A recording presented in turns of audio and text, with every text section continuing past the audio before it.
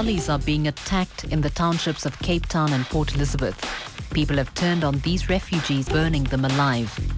The message is clear: you are not welcome here.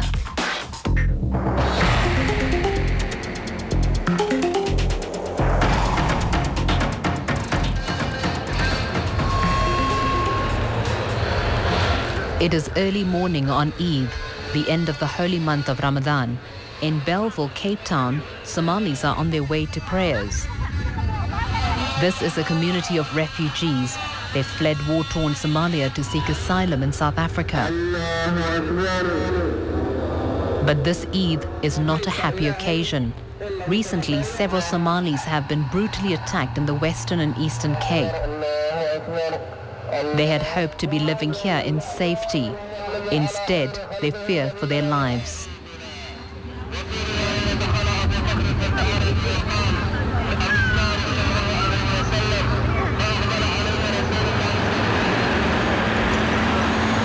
About 15,000 Somalis live in South Africa. They arrived here with little or nothing. Although they've been granted asylum, they receive no financial help from the South African government. They have only themselves to depend on for survival. Most have set up small businesses in the poorest parts of the city, where crime is rife. They are frequently held up and robbed. But lately, these attacks have taken a sinister turn. Of course, we know that some South Africans themselves get killed and get hurt, in the crime spirit in this country. But then, we have a situation where Somalis have been murdered and nothing was being taken out of their pockets, not to mention their shops. Some of the community will say that this is frustrated, even move to execute Somalis. Since the beginning of August, Muhammad has buried 16 Somalis. They were all shot at point-blank range in their shops around Cape Town. In at least 6 of these murders, nothing was stolen. Muhammad believes they weren't just robberies, they were hate crimes. He believes that the killings are organized by rival South African businesses to drive the Somalis out of the townships. From the government point of view, they are saying it's also xenophobic, while Somali community are not sharing that these are xenophobic attacks. I think it's the government's part to prove otherwise, but as far as the Somalis are concerned, then they think these attacks are justified to be said as xenophobic. And that would seem to be the case with Muhammad Abdullah Sheikh. 5 men barged into his shop in Kailicha in September and shot him in the head. Nothing was stolen. Muhammad Sheikh is now blind. For him, the townships of South Africa are as dangerous as the streets of Mogadishu. wixii aan dareensanaa oo dadka la leenayo ee walaalahay ah saaxiibadaha la dhacahayo la dhaawacahayo waxaas aan dareensanaa oo aan kolkii horeba walwal qabay inaan sii joogi karin South Africa oo aan nabadgelyo ku haysanin awood kale oo kolka ama toon ku galaa meel kale ku aado hanteedna aan haysanin marka tii nooca ahayd dareenka ahayd ayaa aniga igu timid marada aniga igu timid oo aniga aan ma taqaan laxaadkayga aan waayay darajadii South Africa aan ku joogi lahaa aan sii joogi lahaa halkaas ay ku baabaaday marka taas bay rajadeedii ma taqaan South Africa ay ku xumaatay. He knows other Somalis who've been injured in similar attacks. They're being treated at nearby Tygerberg Hospital. People here are genuinely frightened. In a community this small, everyone knows someone who's been hurt or killed. Here, at the ironically named Rainbow Nation Mini Spaza, a man was shot while we were filming this program. A second bullet hit the wall, which just missed killing him. The police denied that the killings are motivated by xenophobia. They say there's no evidence to suggest the attacks are anything but criminal. They also dispute the Somali death toll. According to police statistics, only 21 Somalis have been killed this year. This is significantly less than the community's count. What we need to see is, security beefed up, and most of the Somalis who have been murdered now, there's no one who's actually serving a jail sentence for that. So we need more arrests and more prosecution to be done, because I think that has given appetite for the culprits, to carry out their activities against the Somalis. The attacks on the Somalis are not confined to Cape Town. The most recent and brutal attacks took place here in Port Elizabeth. On a Saturday afternoon in October, 6 men walked into this shop in Izinyoka Township. 3 had guns. They beat up the Somali owners and demanded money.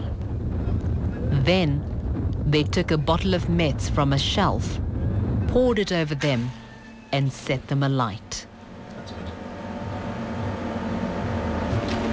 Be careful yourself. This is South Africa. You're called Kwara Kwara. I don't know what this called Kwara Kwara means. Foreigner, I don't know what Kwara Kwara means. We are crying every day. We are crying. Nobody, since almost 5 years, 3 years, we are crying. Nobody help us. No. 1 man died of his burns. This is not an isolated incident. A similar thing happened a week earlier in another Somali shop in Motherwell, Port Elizabeth. Yet the police continued to claim that these are ordinary robberies. No? Why I came here, that I must get a peace. And there's no peace here because I never had someone fire. That's why I want to go back because there's no one going to be fire. I'm Somali. Their status as asylum seekers makes the Somalis particularly vulnerable. 2/3 of them still only have asylum papers, so they can't open bank accounts. So in the townships, people know there's cash in their shops. The South African government, they don't care about the Somalians. Even we haven't got the documents. Like now we are using a permit, yeah, they call it permit, but it's like a paper. Even when you go to police station, they ask you, you have got a document. When you give the paper, they say, this is a paper, this is not a document. We need something, like an idea, something like we can write it. They have little choice but to carry on. Without refugee papers, they can't get formal employment, and even though the city centres are safer than the townships, they can't afford the higher rents. So despite the burnings, the shops stay open. Many ordinary South Africans have also been traumatized by these brutal attacks. Vuyiswa Zondani was in her house in Izinyoka when she saw a man on fire in her yard. She can't believe that South Africans who fought for equality and democracy can treat people like this. I want to do the right thing for God. I want to make that fire gone. I want to get that man healthy. She took her only blanket and tried to put out the flames, but she could not save him. Our free country promised us for the good time. And our people, that time the struggle is on. They are going to Somalia, they are going another country. They are staying there. They are coming back when South Africa is free.